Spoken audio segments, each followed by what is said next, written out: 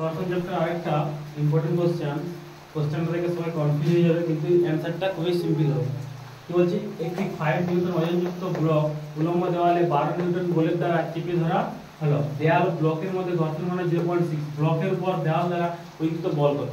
এটা যে দেওয়াল, এটা যে ব্লকটা, হ্যাঁ, আমি এর ওজনটা, ব্লকের ওজন হচ্ছে 5 নিউটন, আর আমি 12 নিউটন বল দিয়ে চেপে রেখেছি এদিকে।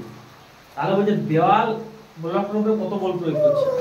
তো ঘর্ষণ গুণাঙ্ক দেখে, ওজন দেখে আমরা সবাই কনফিউজ হয়ে যাব না, কত বল কাজ করবে। কিন্তু আমাদের বেসিক জিনিসটা আমাদের জানতে হবে। বেসিক জিনিসটা কি, আমরা কোনো মেজের উপরে যদি লম্বভাবে 12 নিউটন বল প্রয়োগ করি, তখন মেজও আমাকে লম্ব বিপরীত মুখে 12 নিউটন বল আমাকে দেয়। তাহলে এইখানে আমি মেজের উপরে লম্বভাবে কত বল প্রয়োগ করছি? 12 নিউটন বল প্রয়োগ করছি এই বরাবর। তাহলে মেজও আমাকে এই বরাবর কি দিবে? লম্ব প্রতিক্রিয়া বল দিবে। কত নিউটন দিবে? 12 নিউটন। কারণ কি জানি, প্রত্যেক ক্রিয়ার সমান ও বিপরীতমুখী লম্ব প্রতিক্রিয়া রয়েছে।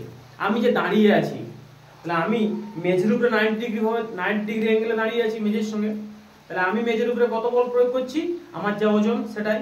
মেজও আমাকে উপর দিকে একদম সেম কত বল প্রয়োগ করছে? আমাকে ওই যা ওজন আমার, সেই ওজনের সমান বলটা আমার উপর দিকে ক্রিয়া হচ্ছে, ওটা বলাই প্রতিক্রিয়া। তার মানে মেন জিনিস আমাকে মনে রাখতে হবে, আমরা যদি মেজের উপরে লম্বভাবে যে বল প্রয়োগ করবো, মেজও আমাকে সেই বল বিপরীত মুখে প্রয়োগ করে। তাহলে এইখানে দেওয়ালটা ব্লকের উপরে কত বল প্রয়োগ করছে? সেম 12 নিউটন বল প্রয়োগ করছে। ইজি কোশ্চেন, আমাদের ঘর্ষণ গুণাঙ্ক, এই ওজন কিছু আমার কাজে লাগলো না। এরকম কনফিউশন করার মতো কিছু কোশ্চেন থাকে।